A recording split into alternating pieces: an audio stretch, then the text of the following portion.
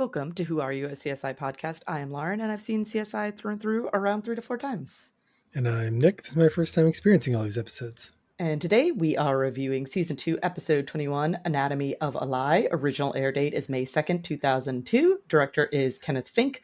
Writers are Anthony E. Zeiker, Josh Berman, and Andrew Lipsitz. And we begin with 2 shots of the Vegas Strip. Technically 3, because sort of like the last one's like you could see the strip in the background. Yep. So I give that credit. And we have a weird intercut with the double scene later on. Yes. And we end up at 30 points. Okay, so pretty healthy. Decent showing. A decent showing.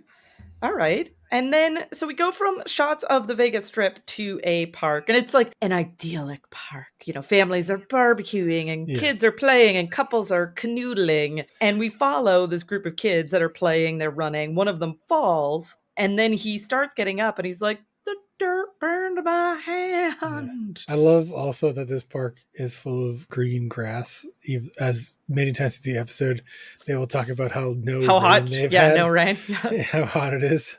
I was like, I mean, yeah, sometimes municipalities water their parks, but like, it would be way too much fake grass for it to be fake grass. Like that would be a lot of fake grass. And also, like, it wouldn't look like that when you dug it up. You'd have to like cut. Yeah, you'd have to cut grass. Yeah, no, that's fair. So we go to Sarah and Grissom. They're on scene with Jim Brass, and we learned that not only was there, a burning substance on the ground, underneath that initial layer of ground is a body doused in lye. Yeah. Yeah, that was the source of the chemical burns. Lye is, by the way, the same thing in liquid plumber. Oh, okay. It's a very which I've had to use before. So yeah, it's not acidic. It's extremely basic. Not to burn a body, just to clarify, I had to use liquid plumber for what you actually use it for. Yeah, not to cover up a crime scene. Yeah, I don't condone the use of liquid plumber for bodies, only for drains. But drains works great. We go to credits. We return to Sarah and Grissom still on the scene. Sarah finds the victim's wallet. His name is Bob Martin. And I'm sure that some people, legally, their name is in fact Bob. But for the vast majority of people who are a Bob, that's not their legal first name. Like, they're Robert. They're... somewhere on IMDb, it says Robert. Oh, does it? Because she says... Like, she looks at the license and she says, "Oh, it's Bob Martin," and I was like, "Oh, that's weird that his license says Bob Martin. You would think it would say Robert Martin." I lied. It does not say. It doesn't. Okay, but the roommate has a weird title on IMDb. It says Reed Collins, Bob Martin's roommate. Just in case you didn't know. Just in case you didn't know who he was. So we'll get to his roommate in a bit. But before we get to his roommate, Sarah finds a paint fleck / a metal chip. Then we go to Sarah and Grissom. We stay with them. But now they're with Doc Robbins. We learn that the victim's time of death was approximately 24 hours ago. But fun fact, he was hit by a car. And he was hit by a car 48 hours. Like, he survived the impact of being hit by a car and was hit by a car about 48 hours before the 24 hours. So about 3 days ago, he was struck by a vehicle, not killed, survived the impact, bled out and died. I would like to take a moment. There are many weird things in this episode. There are many weird things in this episode. Where they clearly structure the episode to reveal something to the audience. You're telling me probably two of your top 3 CSI investigators, right? Catherine probably being the other one on that team in the top 3, looked at this body in the field and didn't go, this guy was hit by a car. Yeah. We've probably seen that 25 times in our career. So many times. Yeah, but gotta give Doc Robbins something to do. Gotta give Doc. I mean, he later on has another scene where I feel like he's just there. I don't know why he's necessarily in the scene. I like Doc Robbins at the very end. Yes. I like Doc Robbins. It's not a judgment on his character or the actor. It's just I'm just curious as to why they put him in that scene. But regardless, we step away from this crime scene for a bit. We go to Nick with a detective, Lockwood. They're in like the canyons. They're like out in the desert. There's like canyons around them. We learn that Nick's victim is Stacy Wagner. And as Nick is examining her, he realizes that her orbital bone is fractured. He also finds a feather on the body. Just like one single feather in her One eye. tiny little feather finds it.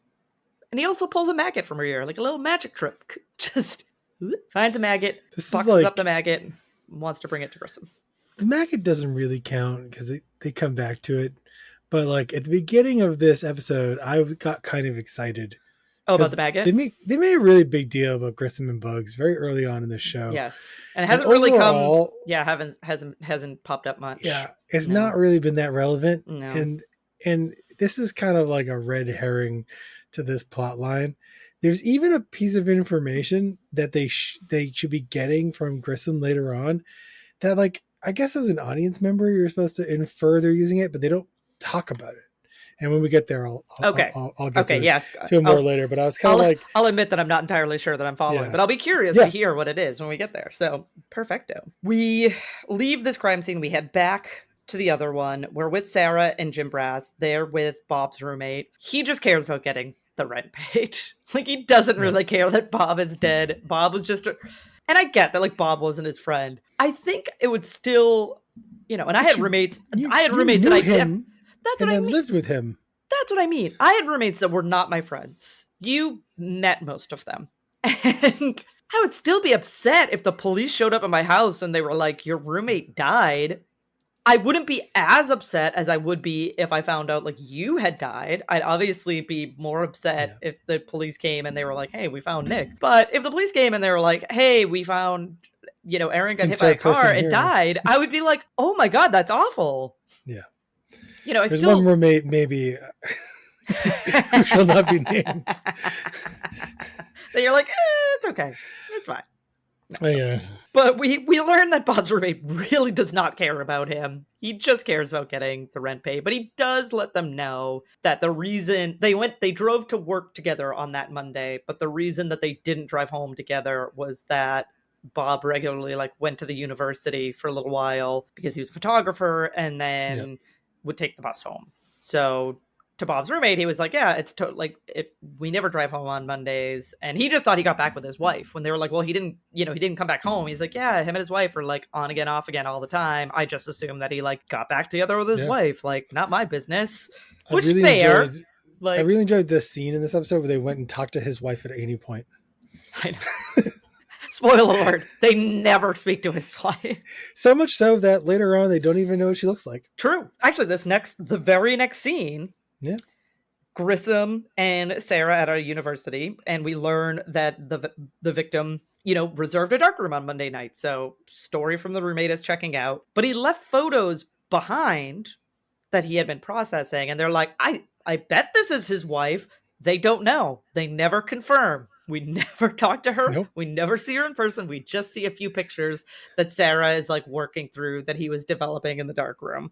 She looked a little familiar, and I had her like pegged to look it up. She's not credited on IMDb, so she's probably it's either some weird stock photo or she's a production assistant or something. Yeah. But like, I actually thought, is this? I was like, oh, I'll find out. You know, I was like, I don't really know. Like, it's not ringing any bell. It just looks really familiar. And I went back, and then I tried to Google it. Nothing. And I was like, okay, this isn't a person. If this was like a person I was thinking of, then like I was envisioning in my head, I was like, I think they were famous enough. It would be like you'd be able to. Someone would be like, oh, hey, this super famous person was on this episode of CSI. Which, fun fact, this storyline apparently has some real life basis. It does. Which I did find when looking for the fun facts. It does. So I was going to bring that up later because this is based. Let's get to it later. This is based on a true story. So as they're walking to the bus stop, they're, you know, crossing the street. And as they're doing so, Grissom finds silver flecks on the road that are similar to the one that they found on the body. And then Sarah finds a piece of plastic, which she assumes is a headlight cover. So this leads them to believe that this was the scene of the crash of where Bob was hit by the car. I wish Greg Sanders was here to see the number of times they touch evidence without gloves in this episode. Yes. Including this entire scene. Yes. Oh, here's a piece of paint. This could be related. Oh, here's let me just rub my fingers all over it. Yeah, I'm not my ungloved fingers. Let's not treat this like evidence yet. Nope. Why would we? But next scene, we go to Greg Sanders. Grissom goes to Greg Sanders. He's asking about said flecks, even though he didn't use gloves and he was like rubbing his fingers all over them. We learn that the flecks are car paint. We also learn that the plastic was, in fact, a headlight cover. And because there's like a mark on it, Greg Sanders was able to determine that it was from an S-Class Mercedes. And also then knowing that was able to further narrow the search of the paint and identify like this is specific paint because it's only available on these S-Class Mercedes. Yeah. Mercedes special paint, only available in their top model, so 100% has to be probably that car. Yep. Which brings us to a Sarah and Grissom walk and talk.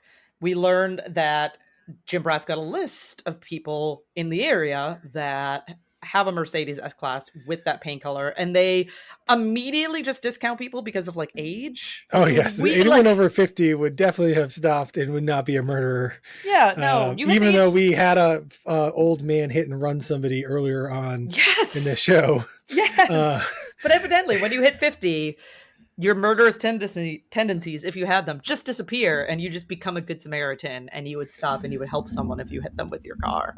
I want to take a second to shout out Sarah, because when the whole episode, when she was like gonna leave and Grissom was just moving forward on the case without her, and then he's like, "Oh, can't believe you do this without your supervisor. How could you do this without me?" He's like, she's like, "What? Whatever, dude.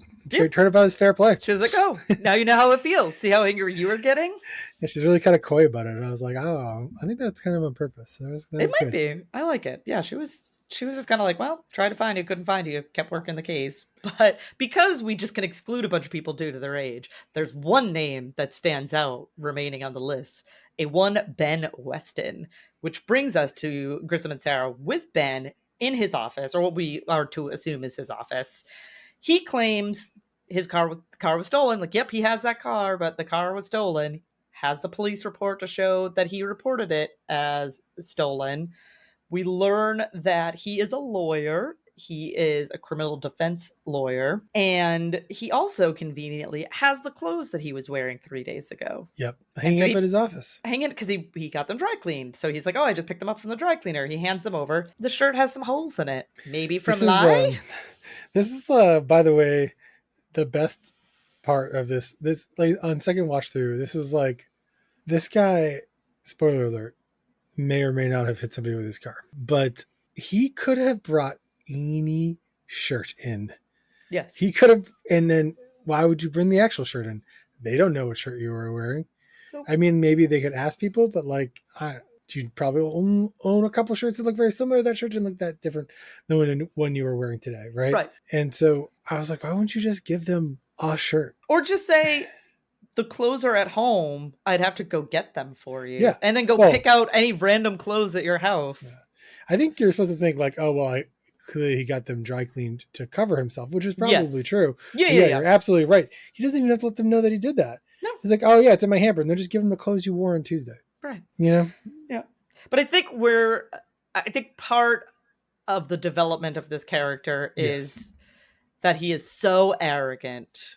Yeah, and thinks that he's like so much smarter than everybody else. Like he, passed the bar on the first try and, all of this, that he just thinks that like, there's no way they're going to get him because like, he's like one step ahead of them. He's solved this, right? He's figured it out. Yeah. He's playing with them, right? Like a cat. Yeah. And Grissom ain't no mouse. Yeah. And then we get our random scene with David. So David can get a credit. Congratulations, David. Yeah.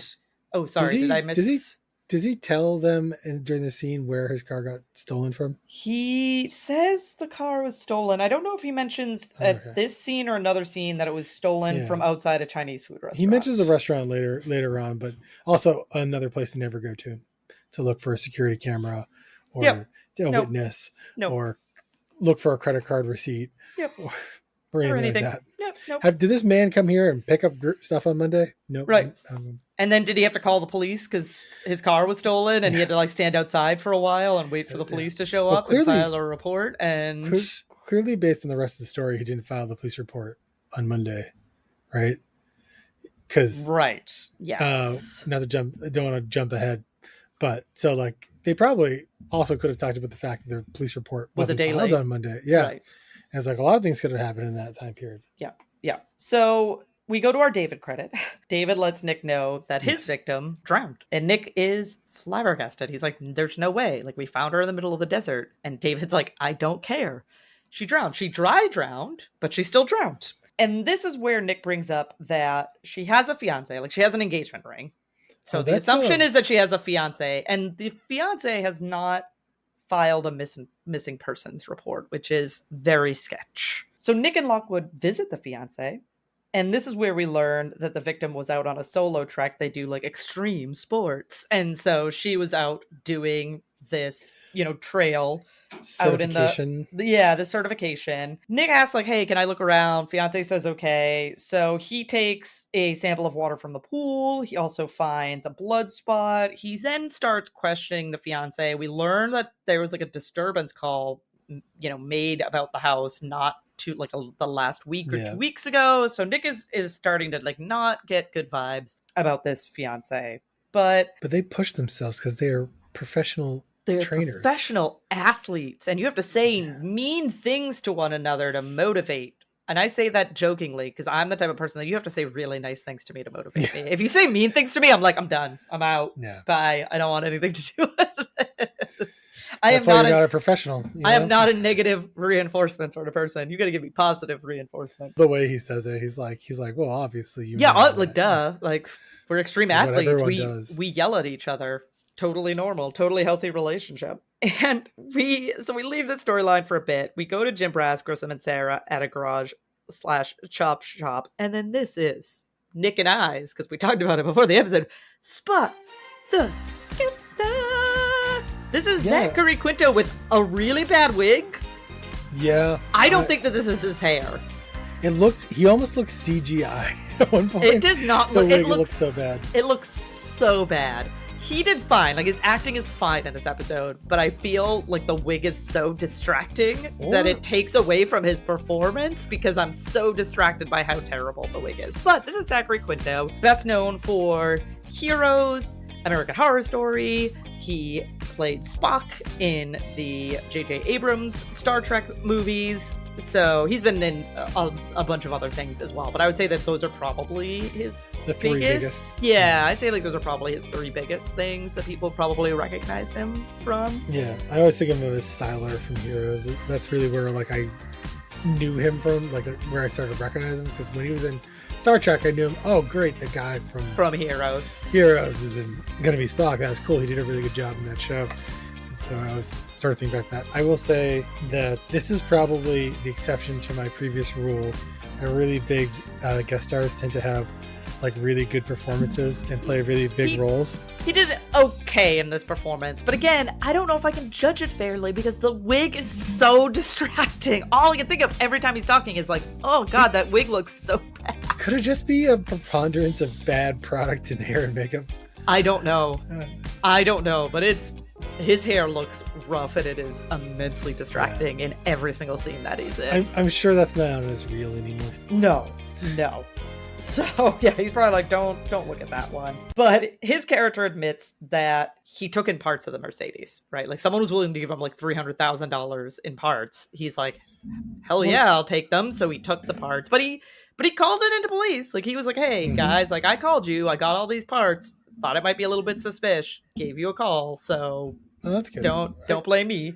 Oddly, it's weird that he like talked about how valuable it was. Like, no need to draw extra attention to these guys. The value that it's worth more in parts than it was originally.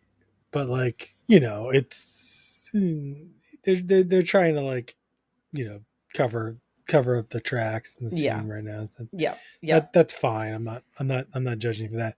But yeah, it's a very weird. This whole character is just so weird. It's weird. Like it doesn't make more sense later. No, it does not. We return to Quinto a little bit later, but before then, they take the parts of the car that they can, and Grissom and Sarah are with like the assembled, at least like the seats, they're with like the steering wheel and the seats of the car in the lab, and Sarah goes and luminols the passenger seat, and there's just blood everywhere all over the passenger seat. Someone on the center console, just blood everywhere. It is a little weird. Grissom's like, oh, that's just she does like an initial test. That's just like a trace. And then they do luminol everywhere. It's like, that didn't have to be true. All of the blood could have been on the seat if it was cleaned up. Yes. Which clearly it was, because there was no visible blood. Yes. And so, but it is important that there's blood everywhere. It's actually like, this episode on a second watch through did a really good job of little things all along the episode. Mm-hmm. And this scene is too, because like they go they're I'm probably about to say this. They got this whole thing about like they hit the person, bring him the car, put him in the car. At this point, they think that he hit the person, or whoever was driving hit the person, and then put them into the passenger seat of the car, and that's why there's blood all over the passenger seat of the car, is because they took Bob and put him in the passenger seat. I thought was weird, because like I got hit in the knees, right? You get put in a car. Why is there blood all over the dash, right? Yeah, that didn't make sense at the time. It doesn't make sense, and then when you figure it out, you're like, later in the episode, you're like, oh wow, they did a really good job with that, lighting up the right everything that should have been was. And I was like, sometimes it's weird how disparate it can be, how good it can be, and how bad it can be sometimes with the little details. And yes, I feel like I agree. The cruise, but yeah, this was really good. And the second watch through, I was like, I don't know if I'm gonna like this episode 6 times. And then I just kept finding those nuggets that just keeps me interested. Yeah, and you're like, oh, all right. You're like, they knew what they were doing. Nick is with the water samples. Warwick gets his credit for this episode. He enters, talks to Nick for a bit, has court, pieces back out. Yeah, they have this thing with Catherine and Nick. They're both like in unique sets, right? Yes. So they clearly were probably filmed out of time. Yes. And they can just show up, say their bit, leave. And leave. Like maybe while they were recording like another episode that week or something. Yeah.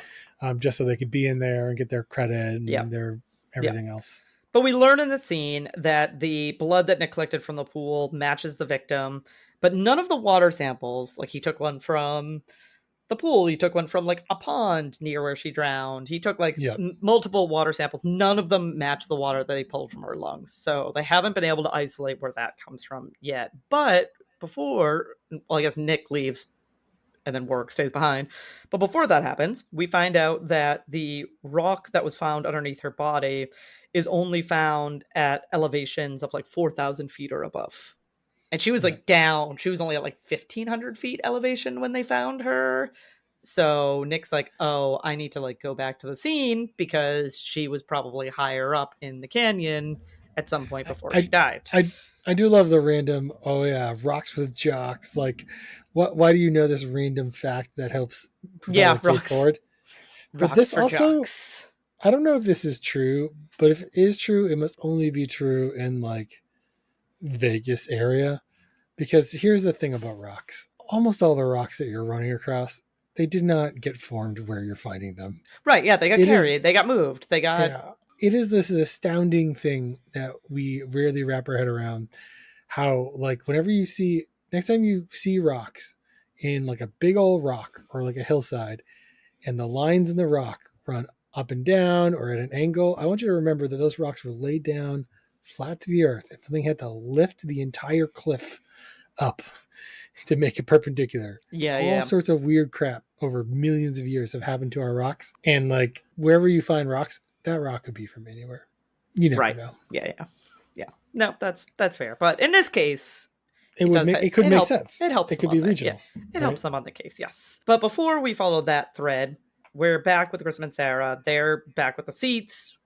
They locate blood under the passenger seat, which is surprising. They're like, why would there be blood underneath the passenger seat? Catherine gets her credit. She enters. She tells a lovely story about how her and her ex used to test drive these really fancy cars that they could never afford. She would get all dolled up and they would go and test drive them and like fool the salesperson into thinking that they could afford the car when they couldn't. But, oddly fond moment for Eddie. Yeah. She kind of brings it up in like a nice, like in a like, oh, like wasn't that fun sort of way. And I was like, this doesn't really sound like a fun memory to me. But hey, to each their own. Who am I to yuck anybody's yum? But before she leaves, she does give them a very, very important piece of information, which is, if the Mercedes was in fact stolen, why isn't the ignition lock punched? Yeah. Like you have to rob, if you're stealing a car, you have to steal the car. You have to steal the car. And Yeah. there's like no sign on this ignition lock that it had been stolen. This brings us back. Ben, we're back in with Ben again. Sarah Grissom, Jim Brass are there. I think maybe this is where he said it was a Chinese food Yeah. restaurant. Yeah. This might be the scene that he says, and this is where he also claims that he left the keys in the car. Like, oh, I ran into the Chinese food restaurant really quickly. I left the keys in the ignition, and that's how the person was able to This is my take opinion, the car. The most believable part of the story. Especially even around like this time and a little bit earlier when I was younger, like people would leave their cars running all of the time. And they aren't exactly, he's not exactly living in the seediest neighborhood. Yeah. Right. Yeah. And so like run into and get some takeout and come back out. Now, yeah, people who baby their cars are and really value them and oversized, they're probably going to shut their car off. But it's not beyond a reasonable doubt that a person would do this. And it certainly would make it easy to steal. And his whole bit about, yeah, obviously I'm not going to tell you that I left the car running because I don't want the insurance to not. Yeah, I don't want insurance to cover, like to blame me for it and not cover the, the cost. But it's important since there's a murder. I'll come clean. Yeah, the car was running. Yeah. So like, that's like the one piece of evidence this whole episode. I was like, no, that's not like a guy came up with a good reason. Like that is the most, you almost could have come up with that reason yourself. Yeah. And then been like, all right, we just need you to confirm that that's what you're saying happened. So they shouldn't have told him that there was no damage to the ignition lock. They should have said, is there anything you want to tell us about your car when you ran into the thing? Right. Yeah. So that's maybe the one scene I would have rewritten to make it a little bit more suspect. And then when he's like, no, and then it'd be like, then try to like catch him in a lie. Yeah. Right. But they catch him in a bit of a lie here. They produce a warrant for him to take his shirt off. So at first he just shows like his arms and he's like, see, like no lie burns. I'm all good. I'm all clear. And Sarah with a sense of satisfaction is like, no, the warrant covers you taking your entire shirt off. So take the entire shirt off, not just, the wrist, buttons and then roll it up.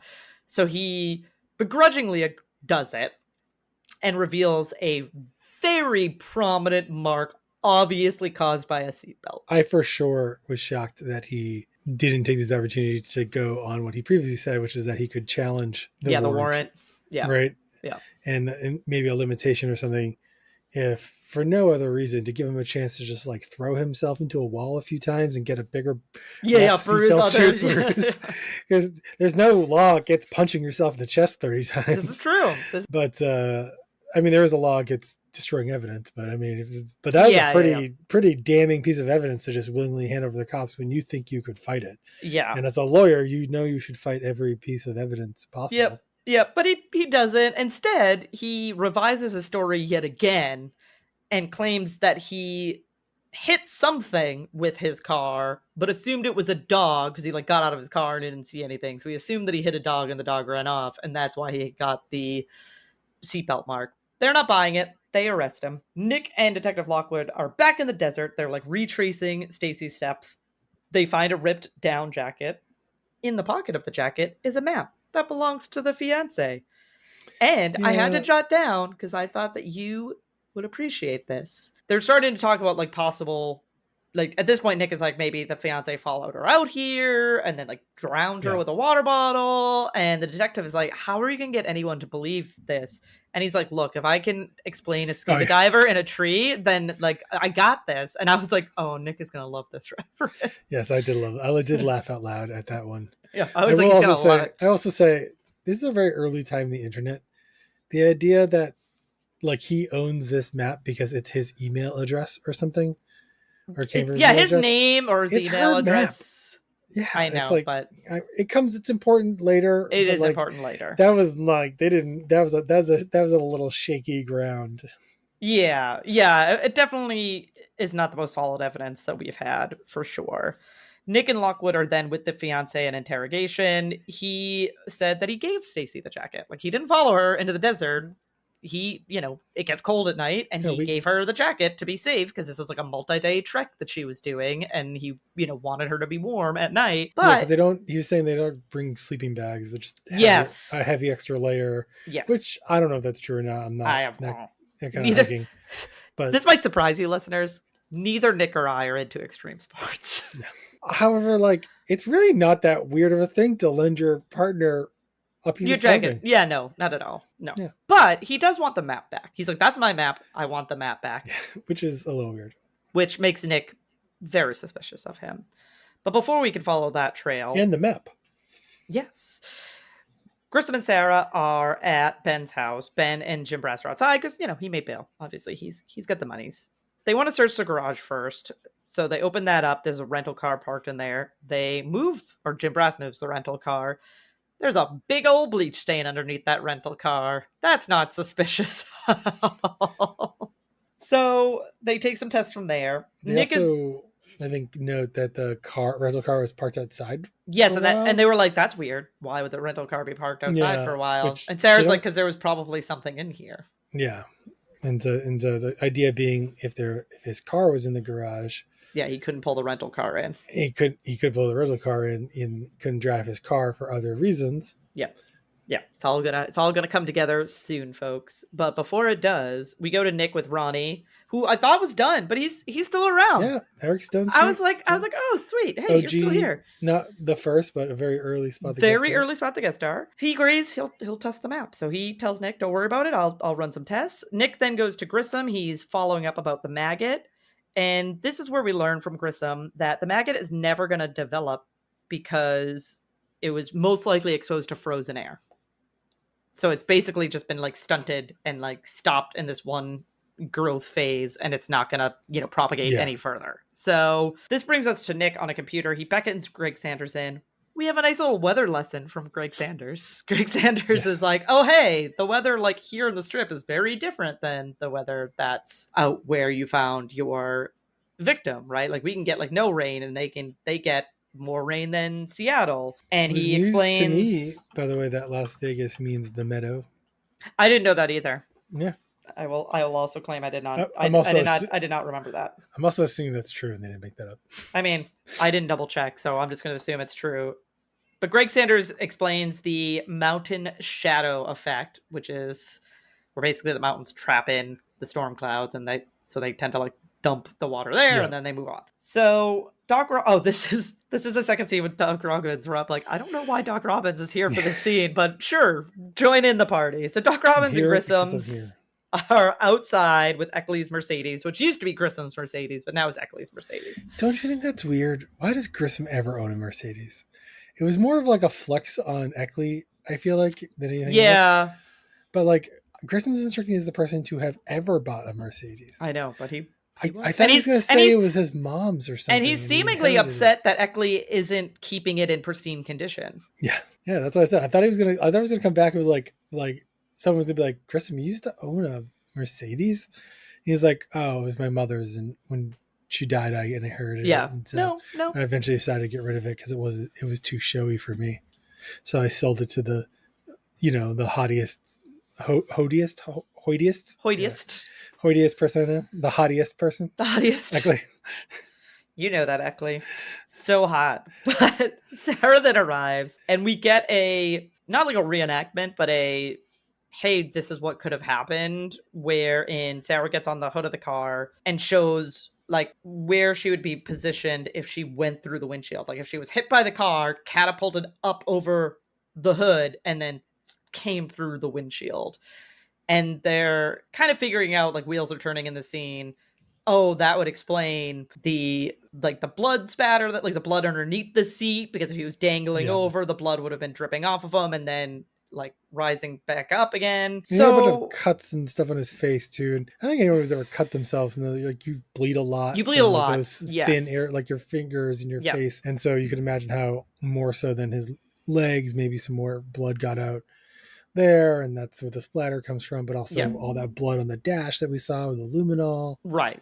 It all makes sense now. Come together. And they also realize, as they're kind of making this determination, that the car wasn't totaled.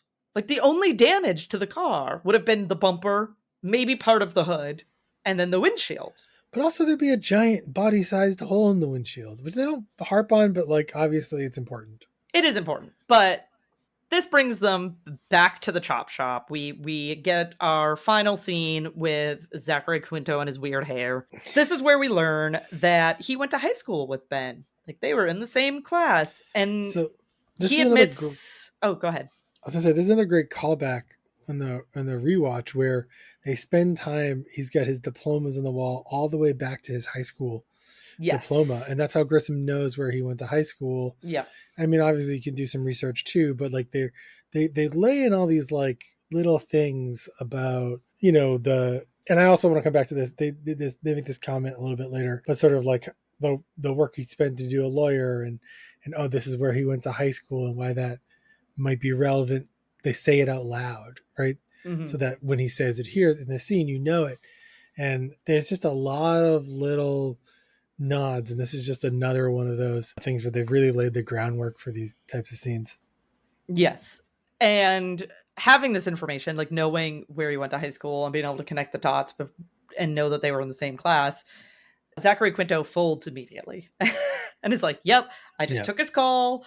I took his car. He said that it was like to make up for turning me in high school.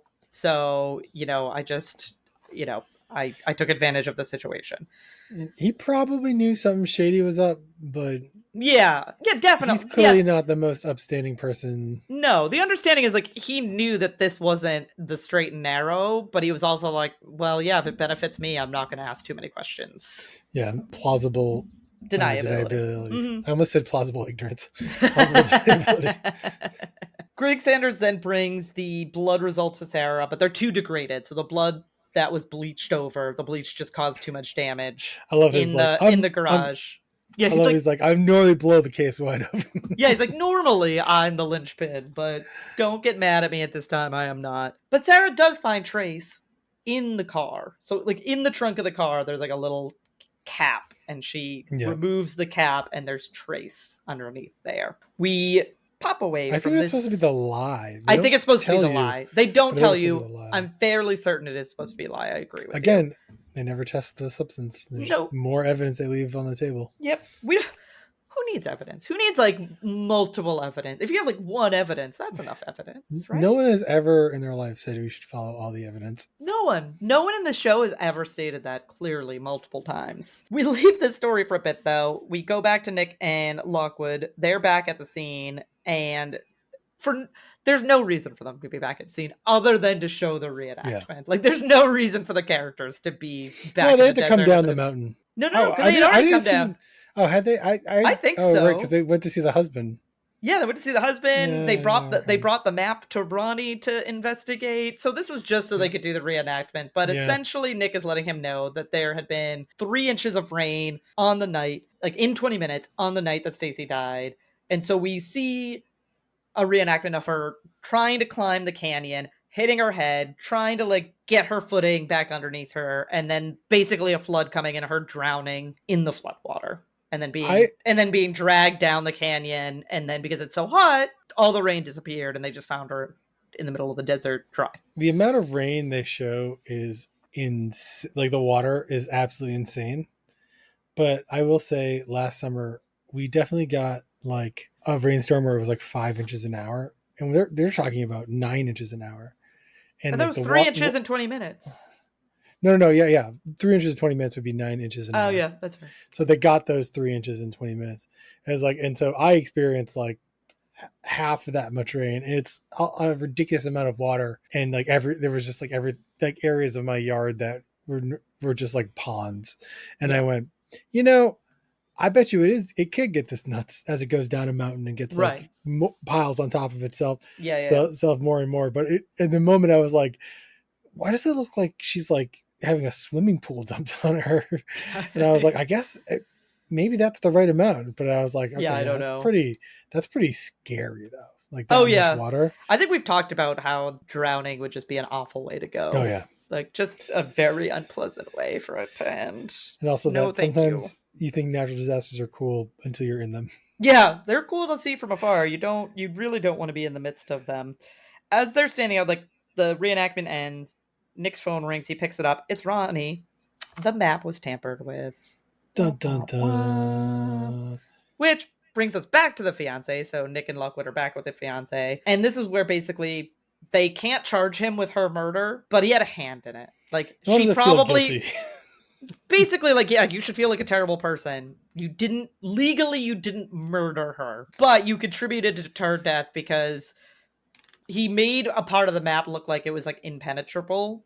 Like, it was really like ridges and steep, and she wasn't going to be able to get over it, so she was going around. But in fact, it was a field, and she could have just went right through it. More importantly, when the weather started to get bad... Yeah, she could have gotten out that way. Taken shelter there. Although, based on the reenactment in the scene, I feel like she would have been pushing forward, not thinking it was going to be that bad. And again, apparently trying to maybe beat someone's time. The whole reason he altered the map was that he didn't want her to beat his time. Yeah, because they're really competitive because they're professional athletes. Yes. And they yell at each other and they degrade each other, but it's only because they want the best out of each other. Yeah. Again, totally healthy relationship. False maps for each other. Yeah. Because they don't want the best out of each other. Yeah. No. They want to be the best. So, yeah. So that wraps up that storyline.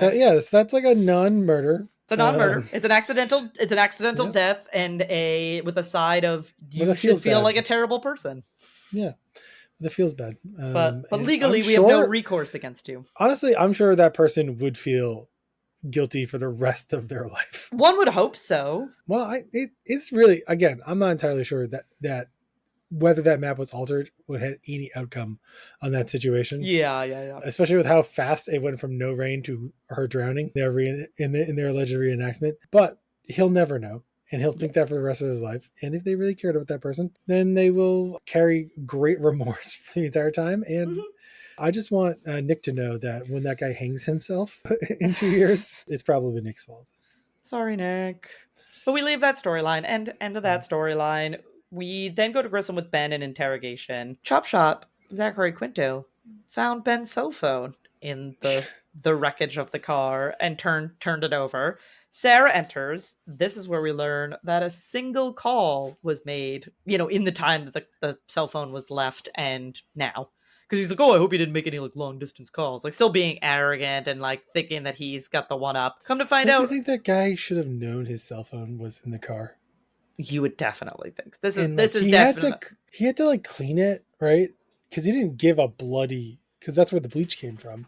He didn't give a bloody car to Zachary Quinto. He just gave a slightly busted up car to Zachary Quinto. And so he would have known it was missing and when looking for it. Because cell phones are, you think they're expensive now. Yes. Oh, this is when cell phones were not an everybody sort of object. But we learned that only a single call was made. And it was to 911.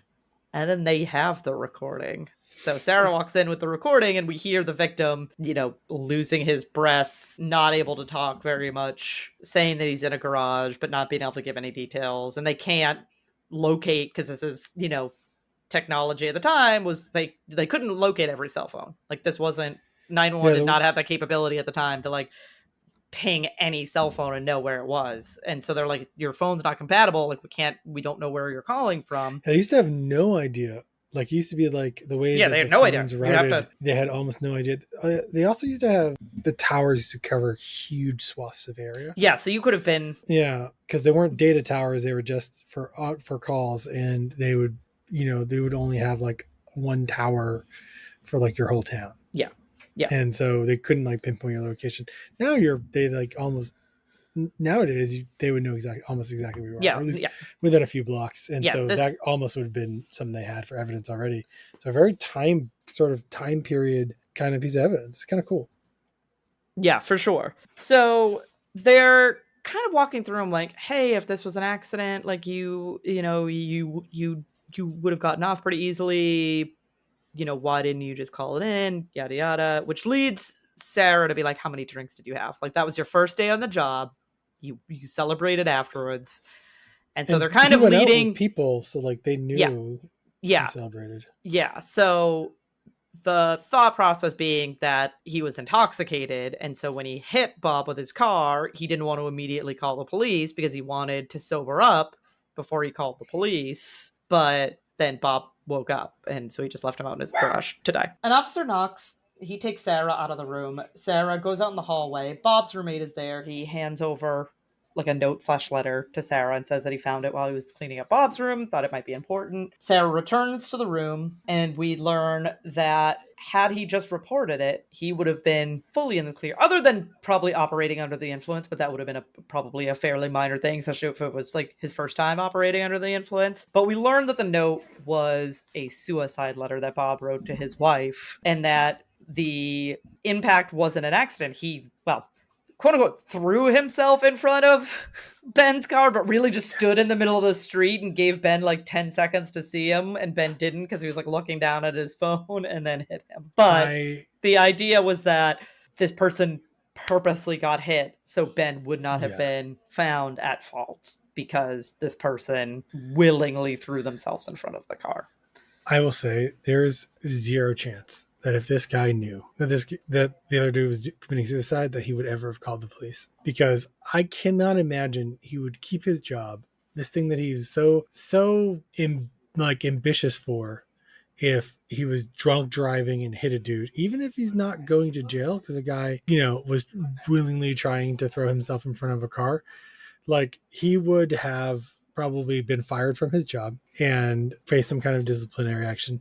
Right. Mm-hmm. For drinking and for driving and for hitting a person. Yep. Also because he wouldn't have even known into the next, day or whatever. He would never have ever called this in. And so it's kind of a funny, in my mind, play, because they're like, oh, well, you could have got, if you just turned him in, you would have been fine. If you just brought him to the hospital, you would have been fine. But in this guy's mind, that would never have happened, because he would not have been fine, because his job was so important to him. Right. That he would never have risked it. Yes. By admitting what he'd done, he still would have, let this guy die and buried him in the woods. Yep. Yeah. Or a public park for some reason. Yeah. Yeah. I don't know. They had to find the body somehow to make this story interesting. But that wraps up this storyline. But before we get into our thoughts on the episode, as I don't know if Nick mentioned this earlier in the episode or we talked about it before we recorded. But regardless, this is based on a true story. Yes. I didn't talk about the true story. The storyline is based on a true story. So this was based on the murder of Gregory Glenn Biggs in Fort Worth, Texas. He was hit by a car driven by Shantae Jawan Mallard, and he got lodged in her windshield, and she drove her car home, parked it in the garage, checked on him a few times as he was pleading for help as he was dying, and then died a few hours later. So he didn't, in this story, he lived for 2 days before he passed away. But in this story, and she was a nursing aide, which is almost worse than a lawyer. Wow. She was her job was to take care of people. And then she basically said that she was on alcohol and ecstasy, and she was very messed up when she, the same thing. She was intoxicated. Yeah. So she was intoxicated when she didn't want to call the police. And then, so that's the true crime basis for this storyline in this episode is that one. There's 4 or 5 shows that aren't even this show referenced in that. I am in the Wikipedia page for that story. Yep. So this trope has been used a number of times, but it's a good one. It's a good one. And it's real. So it's easy to back it up. Yep. But we'll swerve away from that. Let's swerve back to the episode. Nick, what are your thoughts on this episode? I like this episode. I'm going to give it a rewind. Is that the terminology I came up for? Yes. It was play, rewind, or skip. Yeah. Yeah. And the second watch through was definitely worth it. So I have to give a rewind. I clearly had some issues with some of the stuff they did in the episode. I get it, but there's a better version of this episode. So I'm not going to say it's the best episode of the season, but it's pretty high up there. And so, I like this episode. It was definitely fun to watch it a second time and see all the little things that always helps me. I like that Greg Sanders wasn't womanizing. Yeah, the bad version of Greg Sanders. Yeah. Nick wasn't just completely being prejudiced against people throughout the episode. Yep. Missed Catherine work a little bit. I agree. But I do like that sometimes when they need a substitute, they bring in the same Silas Lockwood detective. I think we had him 1 or 2 other times. I think so. I think this is not his first appearance on the show. Name. I mean, Silas pretty Lockwood. cool. That sounds like a character name for like a D&D character. That It does sound like a D&D character. He's gonna be. That's an NPC coming up real quick. Sweet. I look forward to it. I'm similar boat. I would say rewind, especially given the sense that I just did my second watch through of this today, like not that long ago, and it was a very easy rewatch. Like to the point that I paused it at one point to let my dogs out, and I thought I had much longer to go. And then I looked and I was like, oh, there's only like 11 minutes left of this episode. Like, yeah. I've already been through like 30 minutes of this. It just went really quick, which is usually a good sign for me. Same as you, bummed about missing Warwick and Catherine. Like, I'm glad they got a credit. I'm glad that they got a paycheck associated with this episode, but I'm sad that they didn't have larger roles to play in it. I enjoy both of them, but I do enjoy that Greg Sanders had like a positive Greg Sanders episode. I feel like, okay, good. We're getting his character back on track here. You know, Nick solo did a case, which is nice, right? Like he got to like show that he was like mature enough and was able to kind of handle. I mean, he got some help from Warwick and he got a tiny bit of help from Grissom, but really he's the one who managed this case from beginning to close. And I think that's a good tell for him. So I would also say rewind. Had a solid spot, the guest star, even if they had a bad wig. Oh my gosh, such a bad wig. Such a bad wig. But I guess we will see. Do we have another bad wig awaiting us next week, where we return to review season 2, episode 22, Cross Jurisdictions. Plural. Yes. Ooh. Oh yeah. This is a crossover episode. I was gonna say this sounds like a crossover. It is a crossover episode. Is this like a? Oh man, no spoilers. I'll wait till I see it because it's funny during this episode I had this thought process, and when they were like interrogating, I was like comes up all the time where it's like they have to play the same role as the detectives. And like Jim Brass is an awful detective. He doesn't. Yeah, he doesn't. Anything. He doesn't know. He doesn't detect anything. He doesn't interrogate people generally. Like sometimes he does, but a lot of times it's the CSIs. In real life, CSIs are not interrogating people. Like that's not their job. So someone has to do it to move the show forward. Yes. So we have cross jurisdictions next week. In the meantime, you can support us on Patreon. Go to patreon.com and search for Who Are You, a CSI podcast, and we'll give you a shout out on the show. You get early access to the show. We'll have some bonus content coming your way. You can also find us on Facebook by searching for Who Are You, a CSI podcast. We're also on Twitter /X and Instagram at Who Are You CSI Pod. You can also email us at whoareyoucsipod@gmail.com. But otherwise, we will talk to you next week. No wigs. No wigs and no spoilers.